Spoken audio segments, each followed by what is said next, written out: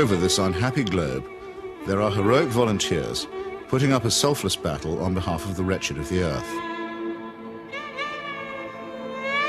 But only one of these is considered to have invisible means of support, to be nothing less than a saint. What makes Teresa of Calcutta so divine?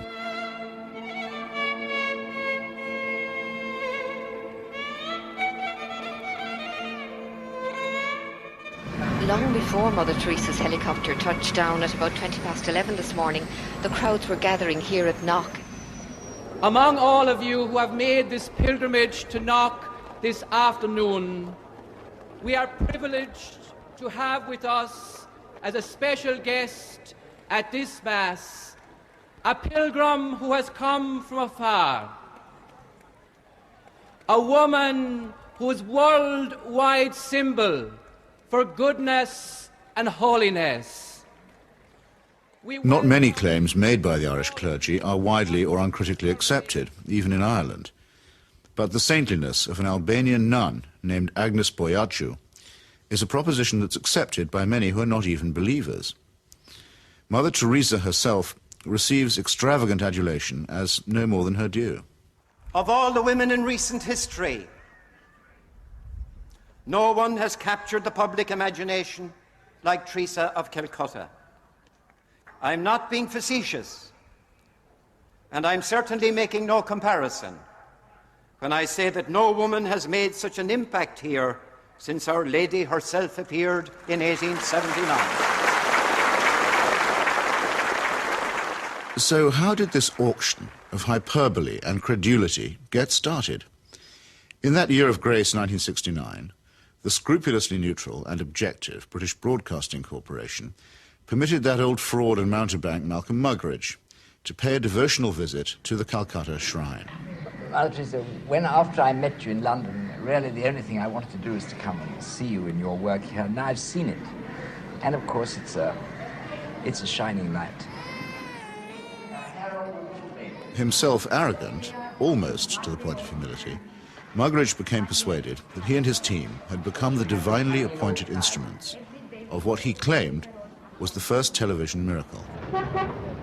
During Something Beautiful for God, there was an episode where we were taken to a building that Mother Teresa called the House of the Dying, and Peter Schaefer, the director, said, well, it's very dark in here, do you think we can get anything?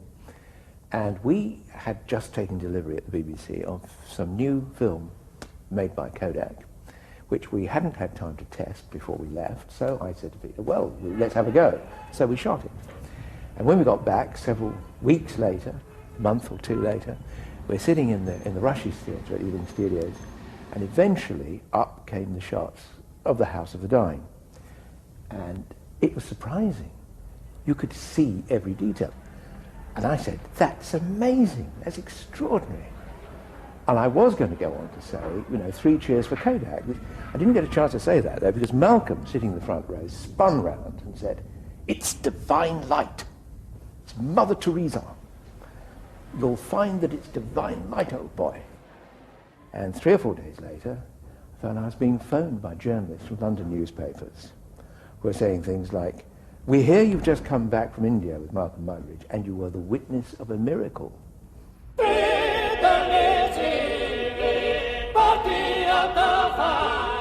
And a star was born.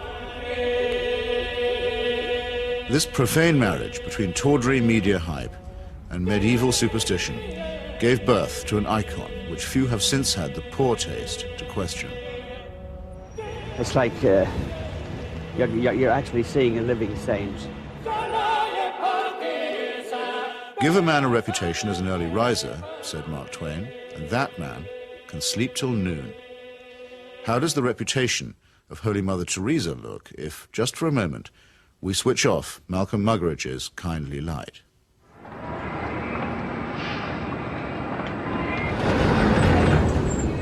Mother Teresa is a Nobel Prize winner. She's a symbol. People in the West talk about her, so Indians adopt her at that level. The fact that what she does on the streets of Calcutta is really irrelevant to them. They couldn't care about it, and most of them don't even know. But Mother Teresa is the sort of figure you show to visitors. Mother Teresa's flagship institution is her home for the dying, a hospice which purportedly sweetens the last moments of otherwise destitute lives. My initial impression was of all the photographs and footage I've ever seen of Belsen and places like that, because all the patients had shaved heads. There are no chairs anywhere, there are just these stretcher beds, and they're like First World War stretcher beds. There's no garden, no yard even, no nothing. And I thought, what is this? This is 2 rooms with 50 to 60 men in one, 50 to 60 women in another. They're dying. They're not being given a great deal of medical care. They're not being given painkillers really beyond aspirin and maybe, if you're lucky, some Brufen or something for the sort of pain that goes with terminal cancer and the things that they were dying of. And I thought, what's the point? Right from the very beginning, I wanted to serve the poor purely for the love of God and to give them what the rich people get with money. I wanted to give to the poor for the love of God. They didn't have enough drips. The needles they used and reused over and over and over, and you would see some of the nuns rinsing needles under the cold water tap. And I asked one of them why she was doing it. And she said, well, to clean it. And I said, yes, but why are you not sterilising it? Why are you not boiling water and sterilising your needles? She says, there's no point. There's no time. Mother Teresa's cult of death and suffering depends for its effect on the most vulnerable and helpless, abandoned babies, say, or the terminally ill, who supply the occasions for charity and the raw material for demonstrations of compassion.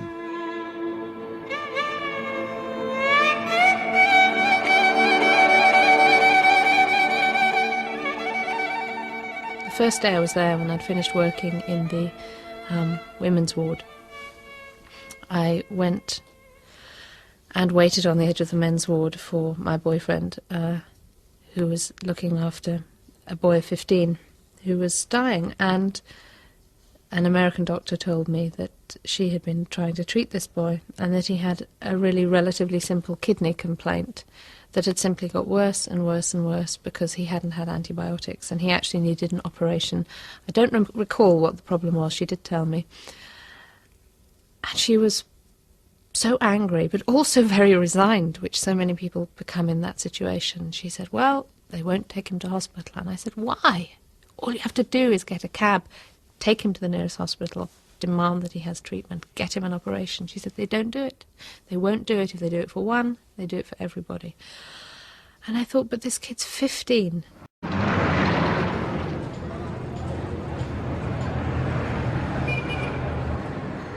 I ventured on my own pilgrimage to the Missionaries of Charity in Calcutta in early 1980. Who could fail to be touched by the work of the orphanage? Not I, though I did find myself a little put off by the mission's motto, he that loveth correction, loveth knowledge. Bit of a workhouse ring to that, perhaps. But it was Mother Teresa herself who completed the wreckage of the effect. As we stood by the tiny cots, she turned and said, this is how we fight abortion and contraception in Calcutta. Now, it might be argued that a campaign against family planning is low on the list of Calcutta's many pressing needs. But as a leading member of the Pope's fundamentalist tendency on matters of sex and procreation, Mother Teresa has made this single issue into her global crusade. The greatest destroyer of peace today is the cry of the innocent, unborn child. If a mother can murder her own child in her own womb, what is left for you and for me to kill each other? Tenderness about the unborn is an emotion that I share myself. But tenderness about the unborn also becomes an overtly political matter when it's preached by a presumable virgin who also campaigns against birth control. Let us promise Our Lady, who loves Ireland so much, that we will never allow in this country a single abortion.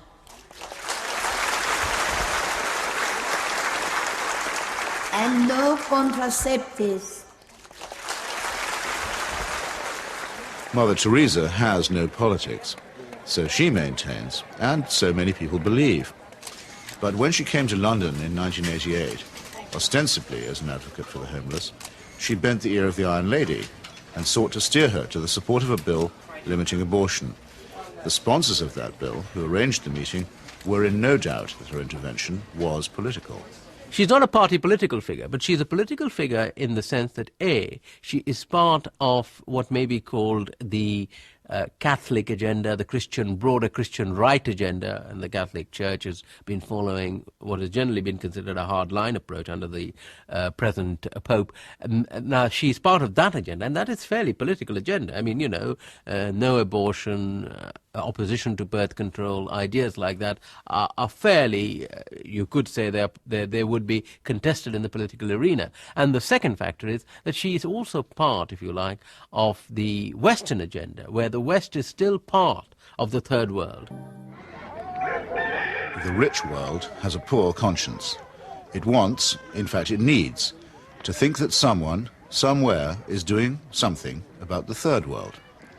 And the Mother Teresa myth ministers to this desire. Here is a Western woman who has forsaken her life, albeit whatever life she might have had in Albania, you know, for sacrifice herself for the people of the third world. It makes the West feel better, you know. This is one of us again, once again rescuing the third world. Raising the roof. Yes, raising the roof. He's got his rations. Yes, he's got it, he's cleaning it. And then pecho shop. In the subliminal appeal that she generates, there is something of the mission to the heathen, something of the old colonial outpost, and something of Florence Nightingale.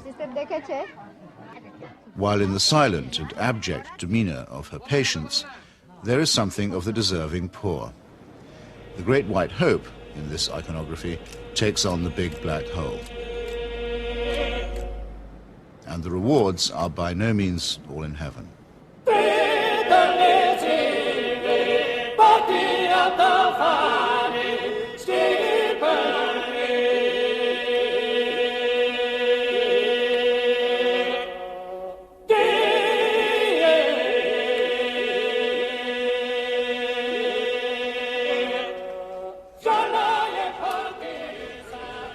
For someone whose kingdom is not of this earth, Mother Teresa has an easy way with thrones, dominions, and powers.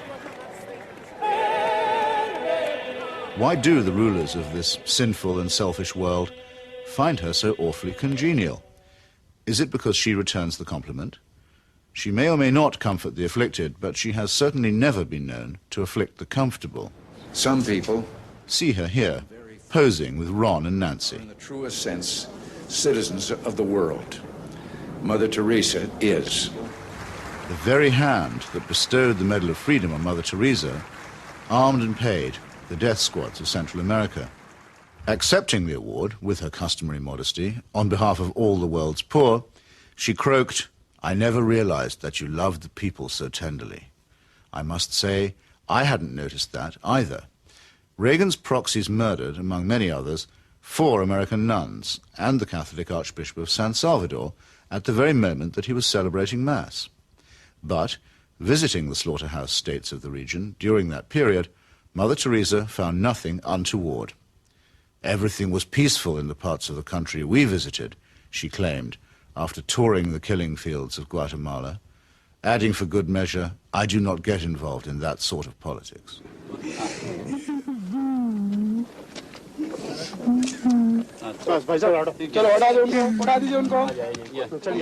In 1984, a ghastly chemical spill from the Union Carbide plant in the Indian town of Bhopal took 2,500 lives and poisoned thousands more.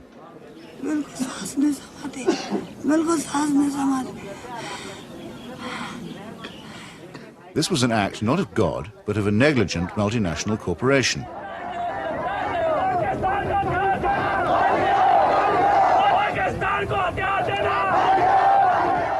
Mother Teresa's advice to the angry victims? Forgive. Forgive.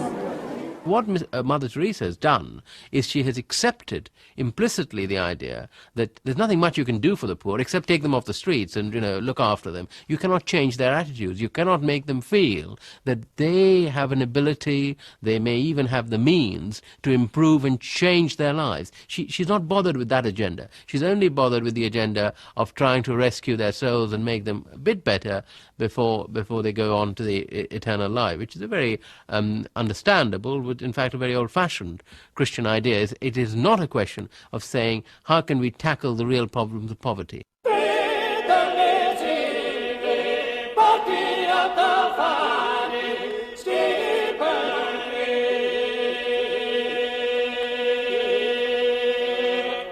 Like most people who claim to be apolitical, Mother Teresa is in practice and in theory an ally of the status quo, and when the status quo is threatened, a trusted ally of the conservative forces.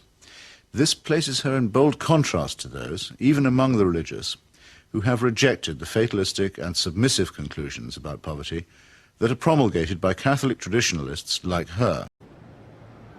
With our hands, with our life, with our love, we ask justice, we ask freedom, and we take justice, because the justice is not like a gift which they gave. No, liberty, freedom, they don't give that. We have to take that. And in fact, we go through the streets and we took our liberty, we took our freedom, asking for justice.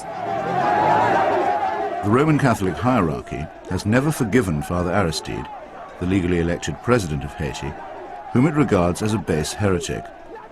For his efforts to chase the moneylenders from the temple, he was banished from his order and forbidden to serve Mass. To the very last, the Vatican was the only foreign power to recognize the military junta that misruled Haiti.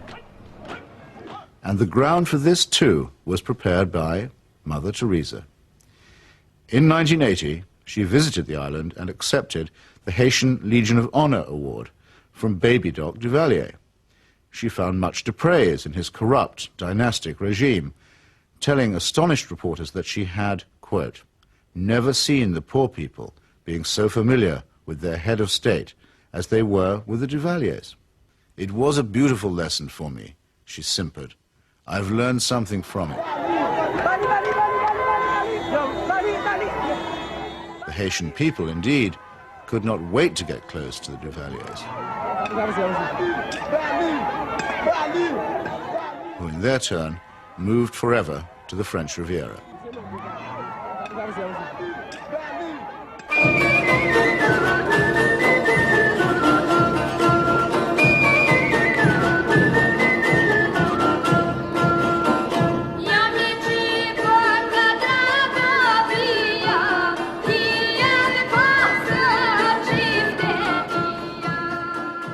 Mother Teresa admires the strength of the powerful almost as highly as she recommends the resignation of the poor. When she visited her motherland of Albania, she appeared to take seriously St. Paul's notorious assertion that the powers that be are ordained of God. The Albanian authorities had proclaimed the world's first officially atheist state. They had persecuted all forms of worship except that of their leader, Enver Hoxha. No whit abashed, Mother Teresa laid a bouquet on Hoxha's tomb. Not content with honoring a Stalinist murderer and despot, she also bestowed a wreath on the monument of Greater Albania, a cause that was once smiled upon by Pope Pius IX and his friend Benito Mussolini.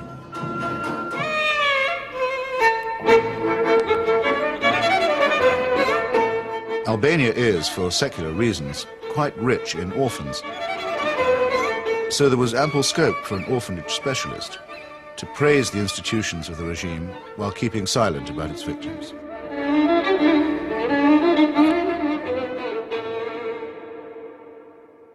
If it sometimes seems that the Saint of Calcutta is never actually in Calcutta at all, this may be because she operates more as the roving ambassador of a highly politicized papacy.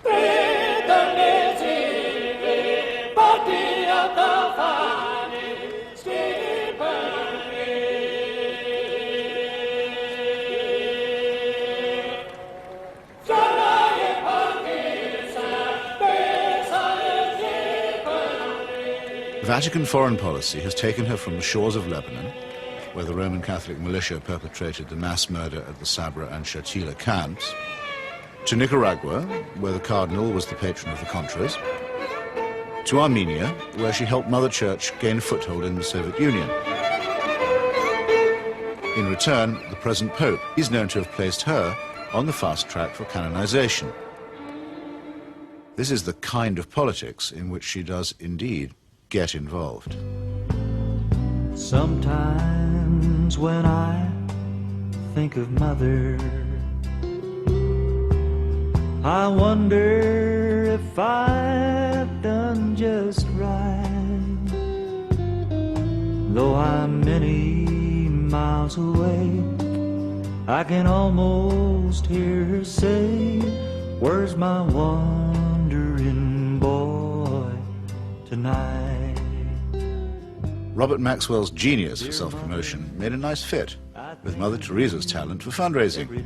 It became hard to decide which of the two was using which, or was it both? In the United States, Mother Teresa accepted well over $1 million from Mr. Charles Keating, a right-wing Catholic fundamentalist and anti-pornography crusader who was also a California savings and loan tycoon. Mr. Keating's problem was that he was using other people's money. He's now behind bars after the greatest scandal in American financial history. But while he was flying high, Mother Teresa flew right along with him. She got the use of his private plane. He got a personalized Mother Teresa crucifix, which he used to store up treasure on earth. Let's get him out of here. Why should the missionaries of charity have such a special vocation for work among the rich?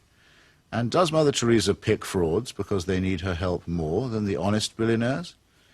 It's not a question that she's ever answered, but then, in the prevailing atmosphere of piety and adoration, it's not a question that she's ever been asked.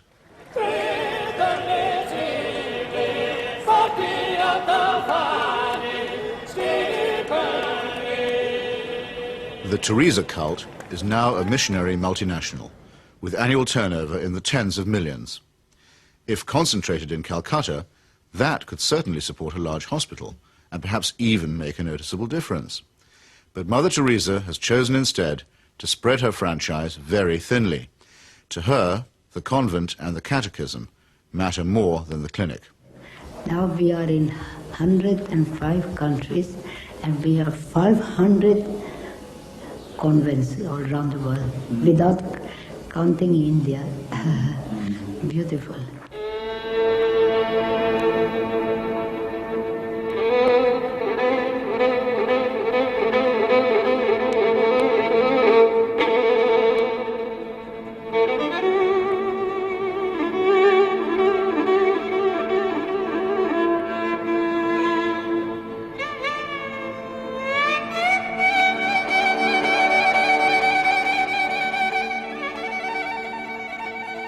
Modesty, simplicity, humility. By these canonical keywords, we are taught that we may recognize saints. Yet Mother Teresa regards herself as mandated by heaven, which is hardly modest. She lends spiritual solace to dictators and to wealthy exploiters, which is scarcely the essence of simplicity. And she preaches surrender and prostration to the poor, which a truly humble person would barely have the nerve to do. When she speaks about private or public morality, opposing family planning, for example, or defining abortion as quite literally the greatest threat to world peace, she takes on the grim and tedious tones of the zealot and the fanatic.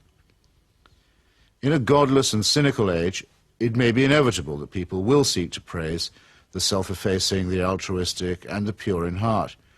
But only a complete collapse of our critical faculties can explain the illusion that such a person is manifested in the shape of a demagogue, an obscurantist, and a servant of earthly powers.